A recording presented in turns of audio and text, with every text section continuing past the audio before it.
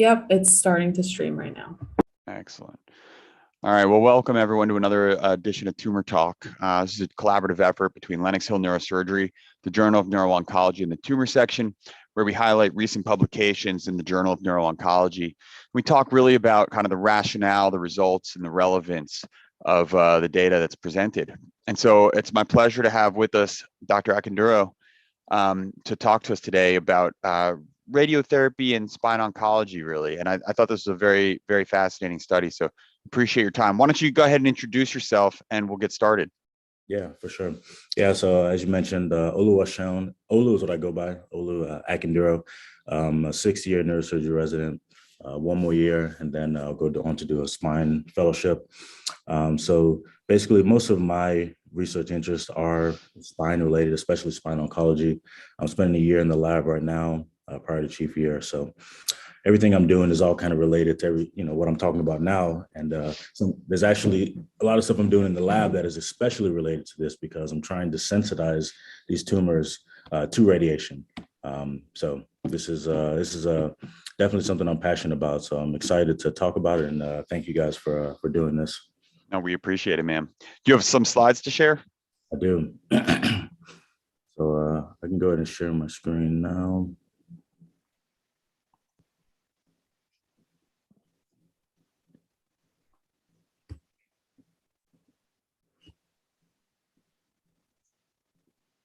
Can you see? Yeah, perfect. All right. Yeah, so people can trickle in as we go. I'll just go ahead and get started. I'll try to keep this kind of brief, just so we can, kind of chat a little bit afterwards. But essentially here is, what the study is. So the title of the study is Focused versus Conventional Radiotherapy in Spinal Oncology. The question is there any difference in fusion rates in pseudoarthrosis? So this topic has been kind of elusive for quite a while, and I'm going to highlight some of the reasons why it's been so difficult to kind of study this topic. So the hypothesis is that fusion rates, so these are patients who had spine tumors resected and then had instrumented fusion.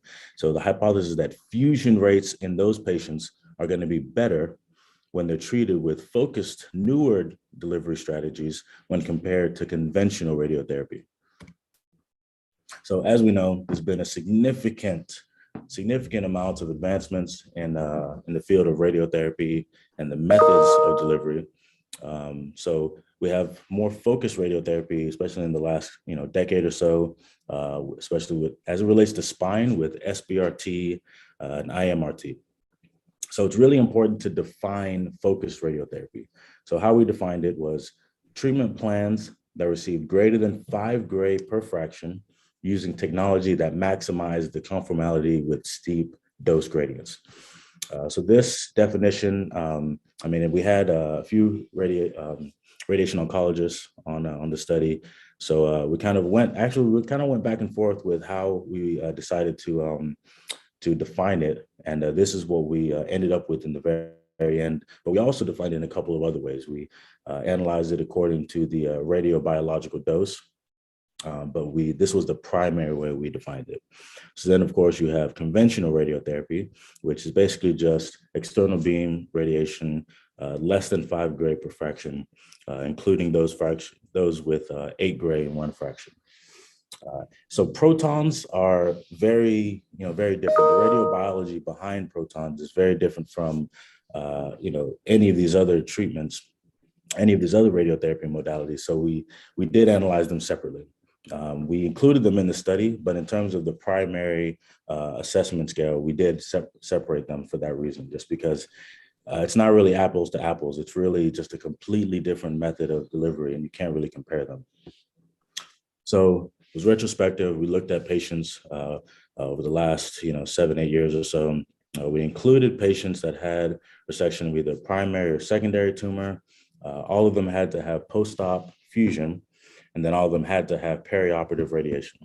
So the exclusion criteria is really what made things difficult, and why it's been so difficult to assess these patients until now. As we all know, once tumors have spread to the spine and elsewhere, the likelihood that they're going to pass within a short time frame is exorbitantly high. So but the thing is, when you're looking at fusion status, you need at least minimum of 6 months to really a year to be able to say whether they're fused or not. So that's what's kind of limited our ability in the past to be able to assess this. But nowadays, with some of these better treatment therapies and targeted therapies, patients are living a little bit longer, which has now allowed us to do this. We excluded those with carbon-based hardware and excluded those with cement because that, it's a different structural integrity once you add cement, of course. And what we primarily looked at was the 6 and 12-month fusion status as determined by 2 board-certified neuroradiologists. We primarily use CT. At least about 90% of the patients had CT, and only 10% or less had to use X-rays. And they used the Lanky Fusion Scale to kind of assess these patients in a binary fashion. And then we looked at a few other things. So clinically significant pseudoarthrosis, and that's really important because the question is, okay, so say they fuse or don't fuse, why is it important if there's no clinical relevance to it? So that's why we looked at clinically significant pseudoarthrosis, and we defined that as any patient that had radiographic evidence of pseudoarthrosis and then a new onset of some sort of pain or neurologic deficit that went along with that. We looked at the effect of timing. We looked at the effect of dose. We did that by using the biological equivalent dosage. We looked at photons versus protons, primary versus secondary, and then last but not least, the use of autograft. And I'll kind of touch on that and why that's important soon. So this really shows you why this was so difficult. I mean, we started off with almost 1,300 patients, ended up with 60, just because so many of these patients get eliminated for, the primary reason really is insufficient follow-up just because they pass so shortly after. So that was really kind of a limitation, but luckily we were able to get the study sufficiently powered to be able to look at some meaningful data. So here, basically just showing the different groups, 60 for the whole cohort, and then focused, conventional, and proton. And here we wanted to make sure that they were all pretty evenly matched for some of the things that we know affects fusion status, such as smoking, obesity, diabetes, whether they had autograft, chemotherapy, kind of things like that. And I also wanted to see if there was a difference in wound complications, just because, honestly, I would think that there would be a higher rate of wound complications in those patients that had conventional radiotherapy, but that wasn't really the case. Nothing was significant, but just something that was interesting to look at. So none of these numbers are significant. They're big changes, but it's just because it's a small cohort, basically. And none of these were really the primary outcomes. Yeah. This is just showing what the breakdown was in each cohort, just to make sure that it wasn't different. For these, it was to make sure that it wasn't different, so that we know that that wasn't a confounder change the results. And for these two, it was really just to kind of assess. But yeah, it was not significant for the amount of wound complications. So here we look at primary and secondary. So this is really the meat of it all. So you look at focused versus conventional at 6 months and at 12 months. There was a significant difference in the fusion status, and that's important because this is so focused patient that had focused radiotherapy, they fuse better. So this is something that people have always kind of anecdotally thought was true, but no one had ever been able to prove it. There were a couple of studies that had kind of looked at this before, but were underpowered for the reasons that I mentioned before. And then something that I thought was really cool here was that the use of autograft did also significantly improve fusion rates. So the use of autograft, especially for patients with METs, is slightly controversial, of course. So if you have a patient with tons of METs everywhere, it may not be the best thing to use bone from somewhere else to help with fusion. But if they have good systemic disease control, and of course, all these patients had imaging of the potential donor site, that's something that is definitely reasonable to consider. And for the reason I mentioned before, this is really what was most important. So the clinical pseudoarthrosis, so this is the patients that had a new neurologic deficit that corresponded with a radiographic pseudoarthrosis, and there was a significant difference in those patients. That's 20% in conventional radiation. Exactly. Yeah. So to wrap it up, so essentially, focused radiotherapy had better fusion rates and a lower incidence of clinical pseudoarthrosis. And in terms of autograft, you should at least consider it because it does help. And we're not the first study to show this. There have been a couple of other studies, especially, many studies not including tumor patients. I mean, everyone knows, autograft does help fusion. But of course, you have the pain associated with it, things like that. But in this patient population that is susceptible to non-union, it's definitely something to consider. Maybe not every patient, but you can't use BMP in patients with METs, of course. So this is one other option. But like I mentioned before, you definitely want to make sure that they have good systemic disease control and you thoroughly assess the potential donor site because you obviously don't want to seed, a tumor into that area. And then the timing of radiotherapy, there was no significance. So why that's important is because, you always wonder if you're going to radiate these patients right after surgery, is that going to have a significant, deleterious effect on either fusion or on wound complications? And at least in terms of fusion, it does not appear to have a deleterious effect. So that's important. And there have been some other studies that have shown that at the 2-week time point. So it's good to kind of have additional data to confirm something like that. So that's just kind of a brief, quick and dirty summary of the study. I'll stop sharing. Yeah, go back to your results page. You can keep sharing it for a second. Maybe the one right after that. Yeah. And then Faye, if you're on Dr. Trifoletti's in the attendees, if you can bring them forward, that'd be great. Look, although this is a great study, and I think you kind of alluded to it, which is that a lot of this stuff hasn't really been looked at before. And the issue is always kind of what you said. Most patients who present with spinal epidural metastases are sick, right? They're sick patients, and as treatments have gotten better, these patients are living longer, right? And so in the past, 3 to 6 month survival was, one percentage, and we've obviously seen that this percentage of patients living 6 to 12 months is increasing. And that's fantastic. And now we're kind of dealing with the repercussions of what we've been doing all along with separation surgery and these fusions. And we're saying, well, originally there were no pseudoarthrosis rates, right? And now as people are living longer, everyone's like, well, maybe we got a few, right?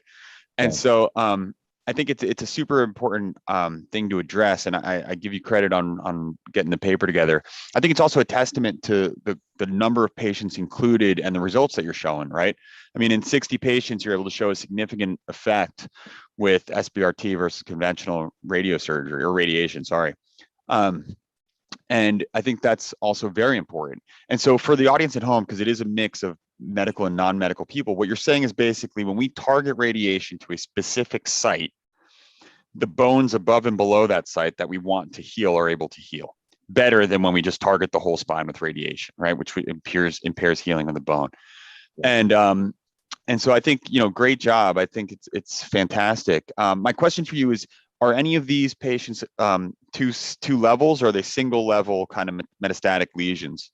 Yeah, so there were some that did include multiple levels. I think I included that in the supplementary data, but I didn't include it in the primary thing. But there was no difference in terms of multi-level versus one level. That was something that we looked at.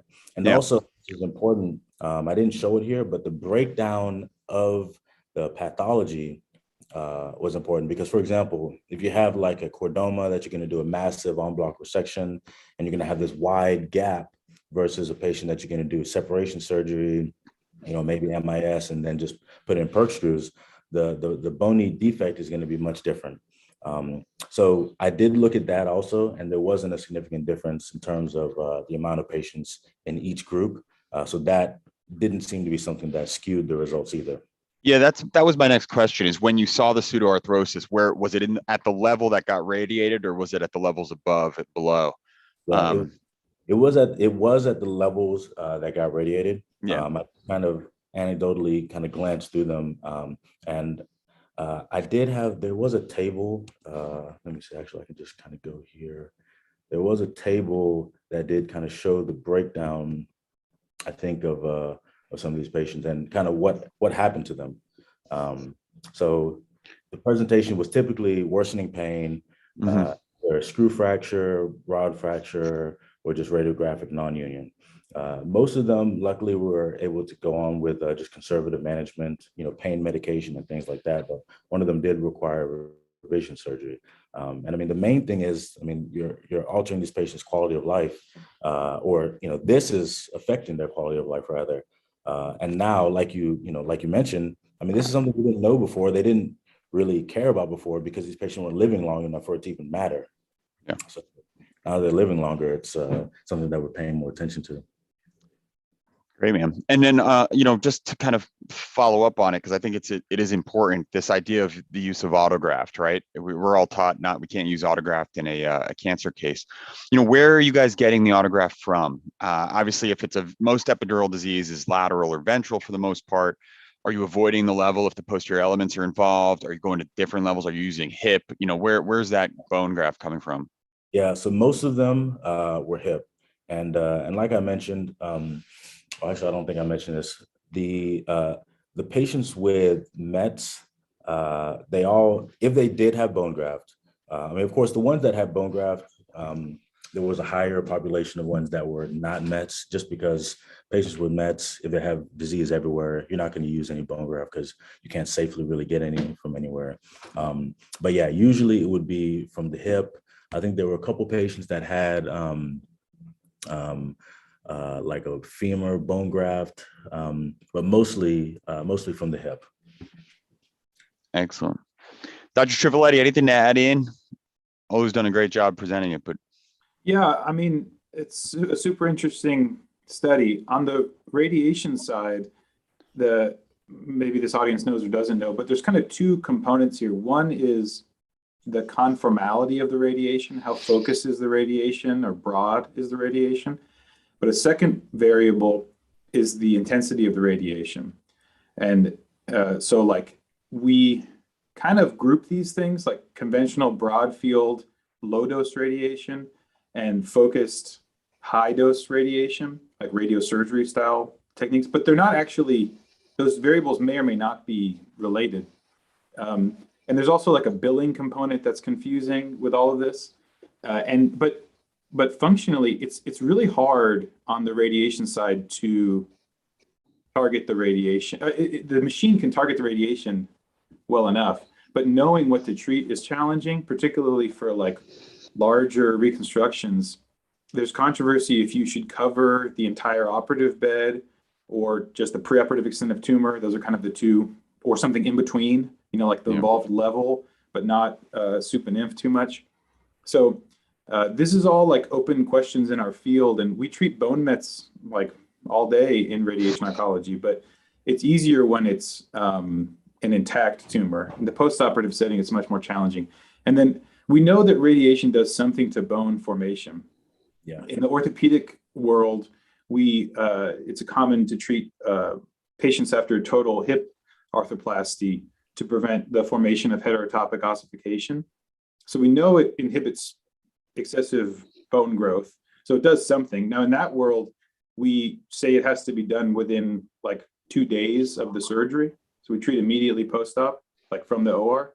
This is a little bit different, and it's also got the cancer spin on it. So there's a lot of it. Anyway, my point is there's so many things unknown about this, even though it's a super common clinical scenario. So it's exciting to kind of see some focus and some more research in the space. Yeah. Yeah, definitely. So Dr. Trivoletti, so it was actually, I don't even remember, there was a recent patient that we had that I operated on. It was a cervical neck tumor that removed, put a graft in, and I know you radiated, I think within 2 weeks afterwards. So my question to you is, how difficult was it to kind of, find the correct margins, and how much of a difference do you think it would have made if we had done it before surgery? Because I mean, that's the question moving forward, I guess. Should we be doing this all before surgery for the reason you mentioned? Oh, now we're talking. So, so it's super hard. It's super hard to figure out what's going on after surgery, because even if there wasn't terrible metal artifact everywhere ruining the picture, there's just all this edema and fibrosis and stuff and blood products, and it's not even possible most of the time. And particularly because most of the time the tumor that's residual is not very big. If they had a 4 centimeter residual, you probably would have taken most of that out. We're talking about like the rim by the vertebral artery or something. That's the hard part. Yeah. So that's super challenging. But preoperative, in this situation, preoperative radiosurgery is not, it may or may not be good. It's super patient specific. So Arjun Sagal's group out of Canada, Sunnybrook has published on this some, and they reported preoperative radiosurgery histopathologic results. So they'll give an ablative radiation dose and then resect like the same day or the next day, and showed some appealing pathologic results from that. There's a wound healing risk, which is a real risk with any preoperative treatment. It's higher in the preoperative setting because the radiation and the surgery are closer together. It's not like you took the staples out and then we treated before. But the biggest logistical problem is we're limited. If the cord is touching the tumor, then we have to give a high dose to the cord to hit the tumor. In the postoperative setting, that is relieved and not an issue anymore, hopefully. Now, you could imagine a situation where neurosurgeons and radiation oncologists work together and we are able to say that part of the tumor is going to be hard to resect, and we intensify dose there, and say that part of the tumor is easy to resect and can relax dose there. That requires an extraordinary amount of collaboration and foresight from both teams, and a lot of planning. It's not the sort of thing that's very easy to do, but it has a lot of potential. But again, that's very patient specific, of course. No, but I think it's a great idea. I mean, the stuff that arises within the vertebral body can get a higher dose, and the stuff in the epidural space, which, like you said, can be resected or can be gotten to easier. With the current, abilities of our targeting, I think it's possible, right, to change doses and dose escalate more anterior, further away from the cord. I think it's a great idea. And there's, I know you know this, but for the audience, there's evidence now for gamma knife for brain metastases, where preoperative gamma knife is reducing, obviously different things, leptomeningeal spread, but a lot of people are incorporating that. And I guess my question is, from a wound healing standpoint, SBRT targeting, how much really is that risk to the wound, especially if you're doing it so soon after, it's a question I don't think anyone's going to have an answer to anytime soon, but it's interesting. Yeah. In my mind, I'm perhaps a little more adventurous than some, but it's a low risk. I think it's pertinent and relevant. It should be minimized, but and if it's a C3 lesion is a lot different than a T7 lesion. If the mucosa is involved, that has me more concerned. So stuff like that. And in the brain met space, just a quick word. So that is super interesting and exciting. And we're running a randomized trial at the Mayo Clinic comparing the two techniques. And there are several coming through the cooperative group. We're also doing some work in preoperative radiosurgery for glioblastoma with Dr. Quinones, who I think can't join the call today. Yeah. But there's a lot of potential space for preoperative therapy. Yeah, absolutely. Well, listen, guys, congratulations. I want to say thank you for obviously choosing the Journal of Neuro-Oncology to publish this in. I think it's an important study. And I think, what we've seen is that the spinal oncology world and the tumor section are starting to join forces a little bit more than maybe in the past. This isn't only a spine disease, right? This is oncology, and it should be treated, as like Mets are. And so congratulations. I think it's a great paper. I encourage everyone to check it out. This will be posted. This was on YouTube Live. It'll be posted to YouTube afterwards, so you guys can share it with friends and colleagues and enemies and patients or whoever you want. And we appreciate your time. So, submit another one. We'll have you back with the answers. Love it. Let's keep it going. All right, guys. We keep it short and sweet. Yeah. Congrats. We keep it short and sweet to keep everyone interested and not get bored. So we'll end it here. But thanks so much. We'll see you next time. Perfect. Until next time. Take care. Take care, guys.